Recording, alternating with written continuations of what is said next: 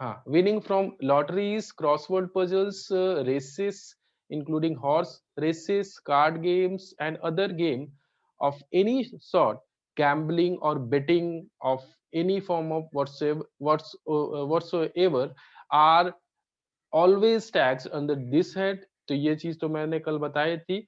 और आगे बढ़ते हैं, income by way of interest received on compensation और on enhanced compensations shall be chargeable to tax under the head income from other sources, and such income shall be deemed to be income of the year which it is received। मतलब अभी क्या है, कोई भी compensation या उधर से आपको कोई भी इंटरेस्ट आपको मिल रहा है, तो वो कब आपको रिसीव, जैसे मैंने कल बताया था, वो कब आपको रिसीव हो रहा है, उसी फाइनेंशियल ईयर में वो टैक्सेबल होगा। ठीक है, ड्यू कब हो रहा है उससे मतलब नहीं है। जैसे मैंने सर कल आपकी बताया, आवाज कट रही है। कट रही है। ओके, एक सेकंड, मैं मुझे देखना पड़ेगा क्या प्रॉब्लम है, एक सेकंड।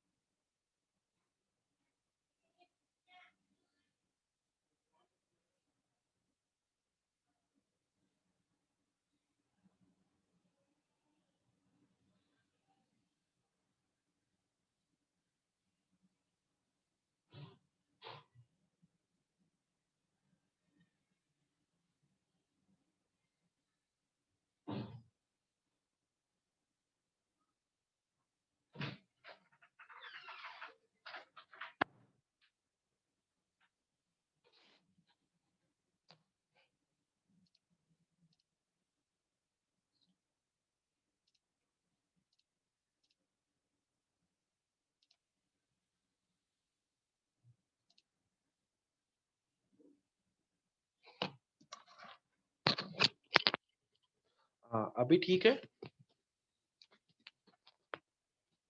अभी ठीक है, अभी तो कोई प्रॉब्लम नहीं है इसमें। Yes, no sir. हाँ, अभी ठीक है ना। हाँ, ठीक है। तो जैसे यस मैं सर। हाँ, जैसे मैं बता रहा था कि कोई भी इनकम है, कोई भी अगर आपको इंटरेस्ट या कुछ भी ऐसा कुछ रिसीव हो रहा है, तो वहां पर आपको ये देखना है कि वो कब आपको रिसीव हो रहा है, किस डेट पे। ड्यू कब हो रहा है उससे मतलब नहीं है। जैसे मैंने कल बताया था, इंटरिम डिविडेंड्स होते हैं, मतलब जब डिविडेंड उस फाइनेंशियल ईयर के बीच में ही डिक्लेयर किए जाते हैं तो उसको इंटरिम डिविडेंड बोलते हैं। तो इंटरिम डिविडेंड जब पे किए जाते हैं तब वो टैक्सेबल होंगे इनकम फ्रॉम अदर सोर्सेज में, जब वो डिक्लेयर किए गए हैं तब नहीं। ठीक है, अ, आगे बढ़ते हैं। गिफ्ट रिसीव्ड, गिफ्ट के बारे में तो बहुत सारी बातें कर चुके हैं, तो इसको अभी वापस देखने का कोई मतलब नहीं है। ठीक है, और हाँ, यहाँ से कुछ थोड़ा बहुत देख लेते हैं इलस्ट्रेशंस, इससे और चीजें क्लियर होंगी। जैसे कि डिविडेंड है यहाँ पे, dividend of rupees 10,84,000, dividend of rupees 10,84,000 received by mister Kapoor from an Indian company. ठीक है, अगर ये फॉरेन कंपनी होती, ठीक है, तो ये पूरा पूरा टैक्सेबल होता जितना भी अमाउंट है 10,84,000, लेकिन इंडियन कंपनी है तो यहाँ पर आपको लिमिट है मैक्सिमम 10 लाख, उससे ऊपर जो अमाउंट होगा वो टैक्सेबल होगा। तो dividend is always charged to tax under the head income from other sources. However, dividend from domestic company are exempt from tax up to 10 lakh only. Any amount received more than 10 lakh tax at the rate of 10%. Hence 84,000 will be taxed at the rate of 10%. ठीक है, 10 लाख से ऊपर जो amount है 84,000, इस पे आपको tax पे करना है कितना, 10%, यानी कि 8400, 8,400 रुपीज, ये आपका टैक्स लाइबिलिटी बनेगा यहाँ पर। आगे बढ़ते हैं। Dividend of rupees 1,84,000 received by mister Sunil from a foreign company. तो अभी ये फॉरेन कंपनी है, ठीक है, तो भले ही 10 लाख से कम अमाउंट है, लेकिन ये फॉरेन कंपनी है तो इसलिए पूरा पूरा टैक्सेबल होगा। Dividend is always charged to tax under the head income from other sources. Dividend from foreign company do not qualify for exemption under section 1034, यानी कि वो 10 लाख वाली limit, hence will be fully charge to tax. ठीक है, यहाँ से difference पता लग गया इंडियन कंपनी और फॉरेन कंपनी के डिविडेंड के शेयर्स के डिविडेंड की। ठीक है, तो कैसे आपको ट्रीट करना है, जब इंडियन कंपनी आपको डिविडेंड दे रही है तो उस समय ट्रीटमेंट क्या होगा, जब फॉरेन कंपनी आपको डिविडेंड दे रही है तो उस समय ट्रीटमेंट क्या होगा। ठीक है, उसके बाद आगे बढ़ते हैं। Rupees 25,200 won by Mr. Soham from a game show. Income by way of winning from lotteries, crossword puzzles, races, including horse races, card games, and other game of any sort, gambling or betting of any form whatsoever, are always charged to tax under the head income from other sources। तो ये पूरा पूरा amount जितना भी इन्होंने जीता हुआ है, ये पूरा पूरा अमाउंट यानी 25,200, ये पूरा पूरा टैक्सेबल होगा। ठीक है, आगे बढ़ते हैं। Next, rupees 84,000 received by mister Kumar from his friend on his birthday. तो ये तो मैं ऑलरेडी बता चुका हूँ, बर्थडे पे अगर कोई भी रिसीव हो रहा है तो वो अमाउंट तो वो टैक्सेबल होगा। कितना, 50,000 से ऊपर जितना भी अमाउंट होगा वो टैक्सेबल होगा। ठीक है, इसकी बात नहीं करते हैं। Rent of plot land of rupees 20,000 received by mister Jagdish. तो अभी जैसे मैंने बताया था, अगर कोई लैंड है वो अगर रेंट पे दी जा रही है तो उसका जो भी रेंट होगा वो income from other sources. House property में अगर कोई हाउस प्रॉपर्टी आपने रेंट पे दिया, ठीक है, और इनकम फ्रॉम अदर सोर्सेज में अगर लैंड आप किसी को रेंट पे दे रहे हैं तो वो जो भी इनकम होगी वो इधर टैक्सेबल होगी। Rent from plot land will be charge to tax under the head income from other sources. Rent of plot of land is not charge under the head income from house property. वही चीज बता रहे हैं।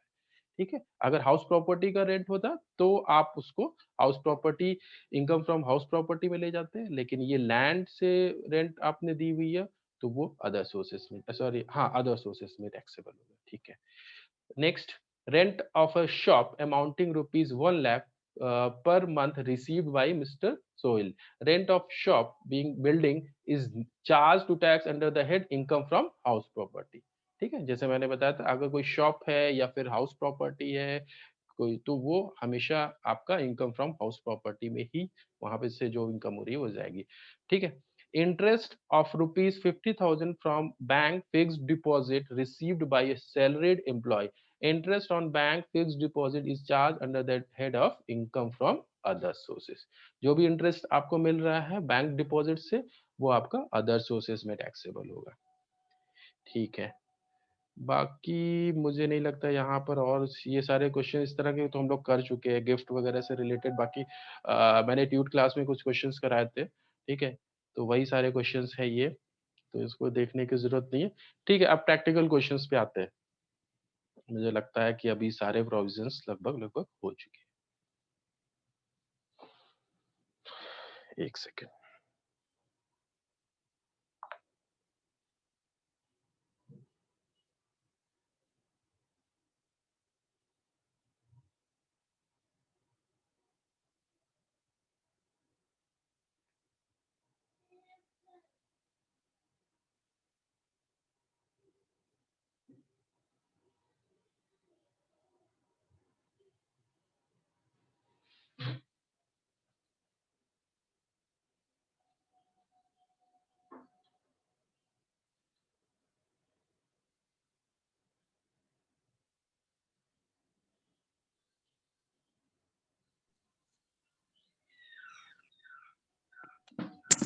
एक second मैं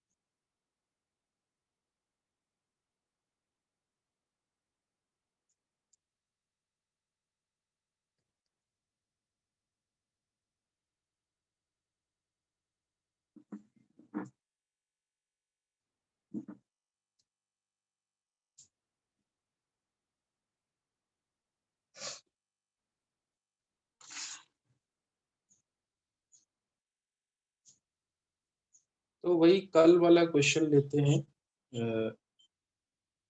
Am I audible? Yes, sir. Okay Yes, sir. Okay, ठीक है। तो वही कल वाला क्वेश्चन लेते हैं। एक सेकेंड।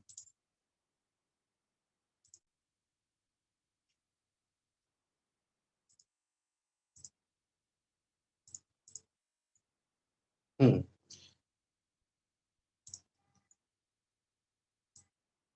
तो यहाँ पर जैसे मैंने बताया था, ये mister x is a member of parliament who from Lucknow during the previous year 89-90 he had the following incomes। इनको सैलरी भी मिल रही है, साथ में इनको अलाउंसेस है। तो मैंने बताया था अलाउंसेस अगर कोई भी मेंबर ऑफ पार्लियामेंट है उनके जितने भी अलाउंसेस है वो सारे टैक्स फ्री होंगे, एग्जेम्प्टेड होंगे। उसके बाद 10% ऑफ, इसको मैं ऐसा करता हूँ, ये फाइल मैं इधर आपको शेयर कर देता हूँ, ठीक है, क्योंकि दोनों चीजें मेरे लिए पॉसिबल नहीं होगी एक साथ शेयर कर पाना। तो मैं इधर चैट बॉक्स में आप लोगों को ये फाइल सेंड कर दे रहा हूँ।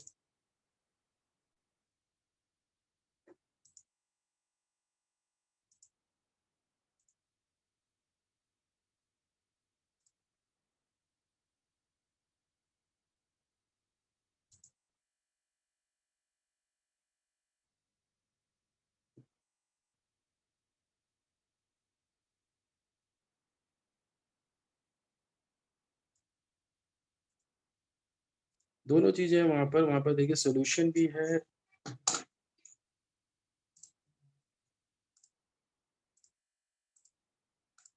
प्रॉब्लम है क्या, जान नहीं रहा। डिस्कनेक्ट कैसे हो सकता है? अच्छा मैं ग्रुप में ही डाल देता हूँ, अगर यहाँ से कुछ प्रॉब्लम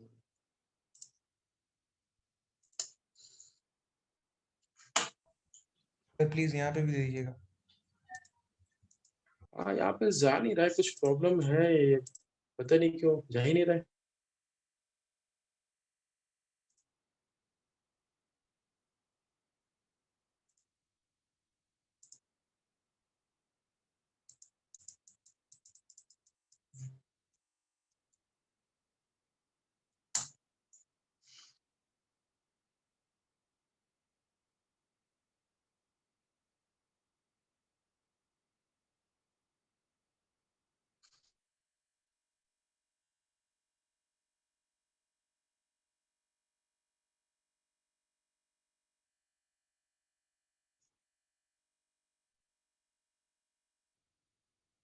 कोशिश कर रहा हूँ।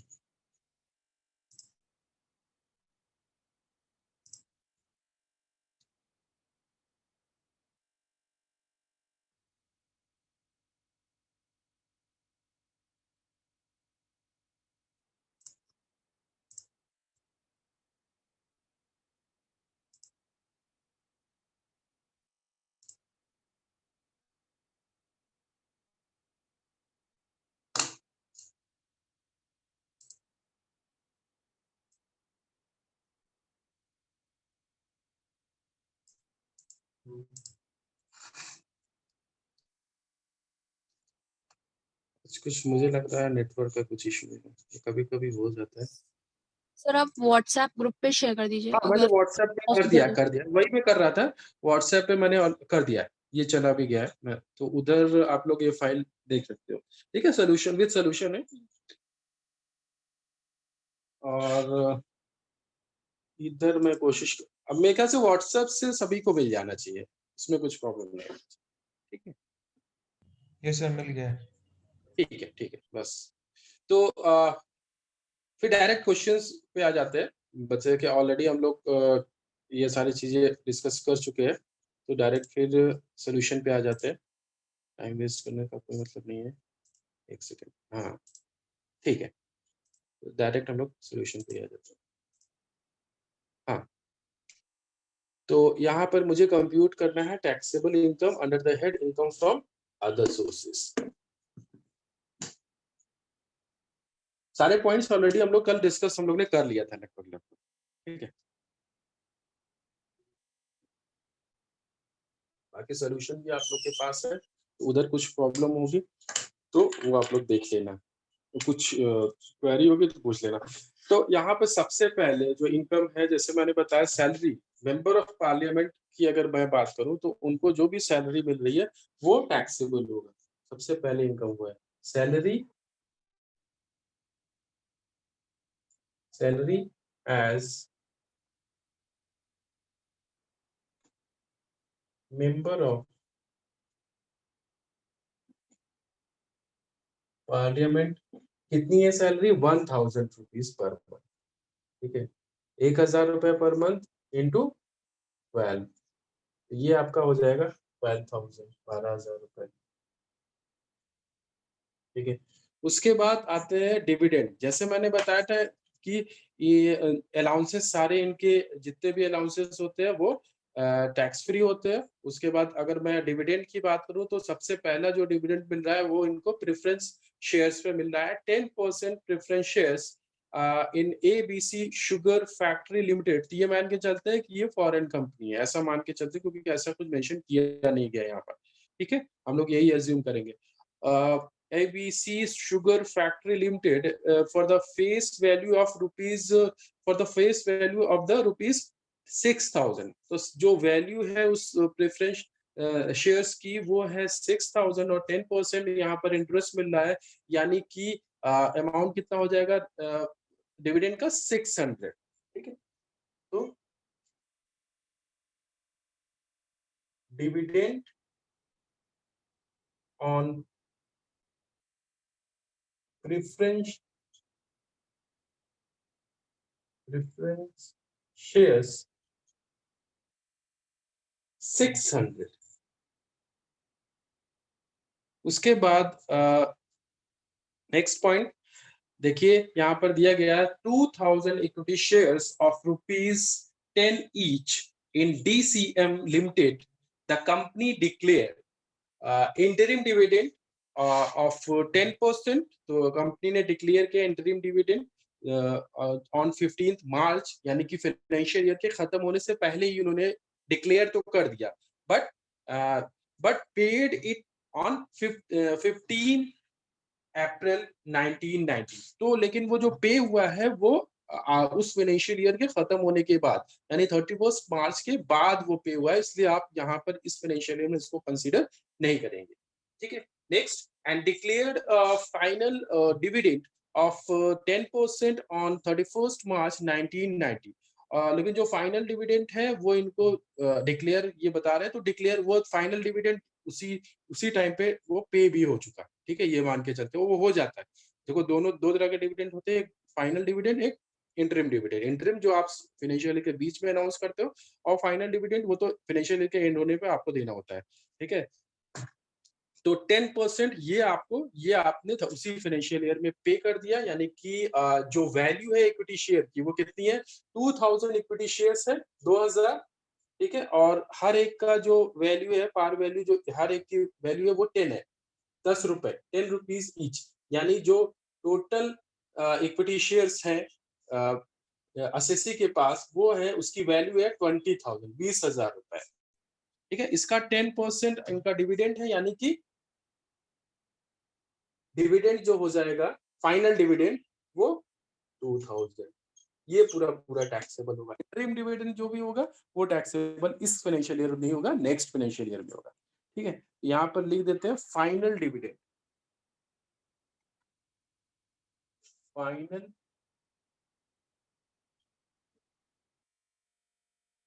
Dividend on preference, sorry, on equity share, equity shares 2000 rupees, ठीक है। Next, a 10% fixed deposit of rupees 15,000 is held by him in State Bank of India, Lucknow. Interest is credited annually. तो जो fix deposit है इनका 15,000 रुपए, इस पे 10% इनको इंटरेस्ट मिल रहा है, ठीक है। तो इस ये पूरा पूरा टैक्सेबल होगा, यानी 1500 rupees interest on fixed deposit, interest on fixed deposit, ये आपका हो जाएगा 1500 rupees. Next, winning from crossword puzzles. Crossword puzzles की अगर, अच्छा देखिए ये क्वेश्चन थोड़ा सा पुराना है तो इसमें देखिए 5000 का लिमिट दी गई है, लेकिन ऐसा अभी नहीं होता, ठीक है। आप अगर सोल्यूशन में देखोगे, लेकिन अभी ऐसा है कि वो पूरा पूरा अमाउंट टैक्सेबल होगा, ठीक है। विनिंग फ्रॉम लॉटरीज, ये सारी चीजें, जितना अमाउंट है पूरा पूरा अमाउंट टैक्सेबल होगा, ठीक है। तो यहाँ पर देखिए he won crossword puzzle 10,000 rupees, तो पूरा पूरा ये अमाउंट टैक्सेबल हो जाएगा 10,000 रुपए। Winning from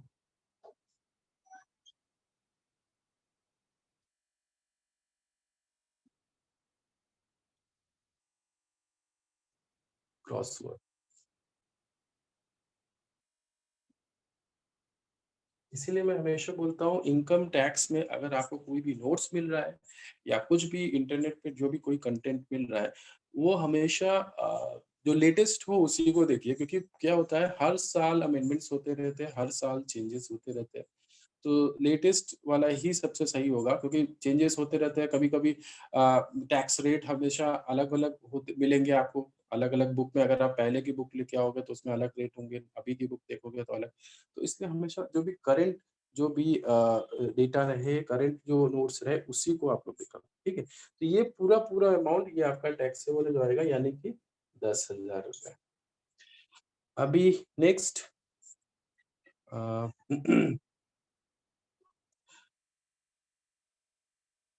on 1st August 1989, he purchased a plot of land for constructing his house. On account of shortage of funds, he could not get his house constructed and hence let out the plot at rupees 200 per month from 1st September 1989। ठीक है, इन्होंने plot जो है rent पर दिया हुआ है, जिसका रेंट है 200 रुपीज पर मंथ। तो लेकिन और ये स्टार्ट कब हुआ, 1 सितंबर से इन्होंने रेंट पे दिया है। तो सितंबर, अक्टूबर, नवंबर, दिसंबर, जनवरी, फरवरी, मार्च, हमारा फाइनेंशियल ईयर मार्च में खत्म हो जा रहा है। तो ये पूरे 7 महीने, 7 मंथ्स, 7 मंथ के लिए इन्होंने इस फाइनेंशियल ईयर में रेंट पर उस प्लॉट को दिया हुआ है। तो 7, तो यहाँ पर जो रेंट होगा वो होगा रेंट, वो टैक्सेबल कितना होगा, 200 रुपीज पर मंथ इंटू 7, यानी कि 1400, ठीक है। लास्ट में देखते हैं, he has let machinery and furniture and also building to mister Y at monthly rent of rupees 6,000 per month. He spent 2,000 on repairs of machinery, furniture, and building during the previous year. Depreciation allowed in respect of these assets for the previous year was 12,000। ठीक है, तो अभी अभी हमको ये क्या करना है, यहाँ पे कैलकुलेशन करना है कि कितना अमाउंट टैक्सेबल होगा। ठीक है, तो सबसे पहले अगर मैं रेंट की बात करूं ये क्या होगा,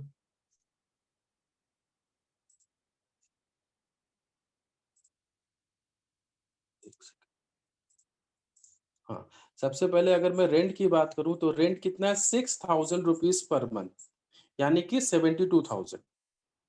ठीक है, अगर मैं रेंट की बात करूं, rental income, income from machinery, ये पूरा जो रेंट है वो कितना है, 72,000। ठीक है, 6,000 पर मंथ, 6,000 इंटू 12, 72,000। ठीक है, लेकिन यहाँ पे कुछ एक्सपेंडिचर्स इनके हो रहा है, जैसे लेस, यहाँ पे लेस करना होगा रिपेयर्स, जो आपने रिपेयर कराया, रिपेयर्स, ये आपका हो जाएगा करीब 2,000 रुपए, 2,000 ये आपको माइनस करना है। और नेक्स्ट डेप्रिशिएशन, डेप्रिशिएशन आपका है एक सेकेंड में देखता हूँ, डेप्रिशिएशन 12,000, 12,000 रुपए। तो ये 12,000 रुपए भी आप यहाँ पर लेस कर दोगे। यानी ये टोटल 14,000 ये आपको लेस करना है, तो बाद में आपका जो अमाउंट टैक्सेबल अमाउंट निकल के आ जाएगा वो 58,000। 58,000 ठीक है, यहाँ तक हो गया है। अभी सारा जितना भी अमाउंट है, अभी इसके अलावा और कोई पॉइंट बचा नहीं, ये जितना भी अमाउंट है सब आप इसको ऐड कर दोगे, 80,500 ये आपका टैक्सेबल इनकम है। अच्छा कुछ और भी है, यहाँ पर लास्ट में देखिए दिया गया, the bank charge ₹25 commission on collection of dividend. ठीक है, तो डिविडेंड जो आपने कलेक्शन मतलब डिविडेंड जो आपको मिला है वहां पर वो बैंक के थ्रू मिला है, जहां पे बैंक ने चार्ज किया है कमीशन ₹25। ठीक है, तो आप यहाँ पर डिविडेंड आपने इनकम में दिखाया है, तो जो उससे रिलेटेड एक्सपेंडिचर्स है वो भी तो आपको माइनस करना पड़ेगा। तो लास्ट में आप माइनस कर दो less bank commission, bank commission ये हो जाएगा ₹25। और जो आपका taxable income from other sources, income from other sources ये होगी 80,475। ये आपकी इनकम आ गई, इनकम फ्रॉम अदर सोर्सेस। किसी को कुछ डाउट है अभी इस क्वेश्चन में? जो कोई सर जो एक आपने कोई लास्ट पार्ट ना समझ में आया हो आप लोगों को? सर हम्म, सर आपने जो लास्ट पॉइंट बताया है रेंट फ्रॉम मशीनरी बिल्डिंग, तो सर ये तो इसमें ऐड होना ही नहीं चाहिए था, क्योंकि वो तो इनकम फ्रॉम प्रॉपर्टी में एक चला सेकंड, जाता। हाँ फिर से बताओ क्या? आपने जो बताया है कि rental income from machinery equipment and building, तो सर अगर बिल्डिंग यहाँ पे वर्ड आ रहा है तो ये तो फिर इनकम फ्रॉम प्रॉपर्टी में जाना चाहिए था, क्योंकि मैंने ये ये चीज प्लॉट तो है नहीं सर। मैंने ये चीज बताई थी जब जब हम लोग क्वेश्चन कर रहे थे, जब हम लोग प्रोविजंस देख रहे थे, तो मैंने ये चीज आप लोगों को बताई थी कि अगर कोई मशीनरी, फर्नीचर या कुछ ऐसी चीजें हैं जो आप उनको बिल्डिंग से सेपरेट नहीं कर सकते, और अगर उसको आप रेंट पे देते हो तो वो टैक्सेबल होता है इनकम फ्रॉम अदर सोर्सेज में। प्रोविजंस एक बार फिर से देखना जो मैंने बताए थे फर्स्ट क्लास में जब मैंने income from other sources start किया था। तो आप अगर सेपरेट नहीं कर सकते कोई ऐसी प्रॉपर्टी को बिल्डिंग से, और उसको आप रेंट पे देते हो, तो वो इनकम फ्रॉम अदर सोर्सेज में टैक्सेबल हो। ठीक है, तो मशीनरी फर्नीचर एक ऐसा प्रॉपर्टी है जिसको आप सेपरेट नहीं कर सकते बिल्डिंग से। ठीक है, सर रिपेयर डिप्रिसिएशन माइनस यहाँ पे क्यों हुआ है सर, वो पूछ रहा हूँ। डेप्रिशिएशन एक तरह से क्या है, असेट को डेप्रिशिएट कर रहा है, वो आप एक्सपेंडिचर में दिखाते हो। ठीक है, तो वो एक तरह से आपका आपका असेट की वैल्यू उतनी कम हुई और उसको आपने रेंट पे दिया हुआ है, तो उससे जो इनकम हो रही है उसमें से वो डेप्रिशिएशन माइनस करेंगे। प्रॉफिट एंड लॉस अकाउंट में आप माइनस करते हो ना डेप्रिशिएशन, सॉरी डेबिट करते हो ना डेप्रिशिएशन, तो वही चीज यहाँ पे है। सर ये यहाँ तो करते सर ये, लेकिन ये तो हम लोग टैक्स निकाल रहे हैं ना, हाँ, तो टैक्स निकालने तो के लिए टैक्स को आपके माइनस करके पास दिखा। इनकम होनी चाहिए ना, इनकम जो आपकी नेट इनकम है। ठीक है, अगर आपने रेंट पे दिया है हाउस प्रॉपर्टी, ठीक है, ये जैसे फर्नीचर या बिल्डिंग, तो जो है जो भी उसको यूज कर रहा होगा, तो उसको यूज करने की वजह से वो उसकी वैल्यू डेप्रिशिएट हो रही है। तो जो भी आपकी इनकम हो रही है उसमें से आपको उसको माइनस तो करना पड़ेगा डेप्रिशिएशन। सर अगर कोई प्रॉपर्टी को यूज कर रहा है तो वो प्रॉपर्टी की वैल्यू डेप्रिशिएट तो होगी ना, मशीनरी या फर्नीचर।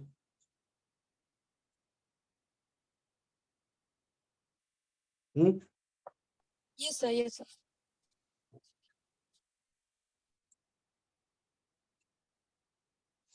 ठीक है, तो और कोई डाउट?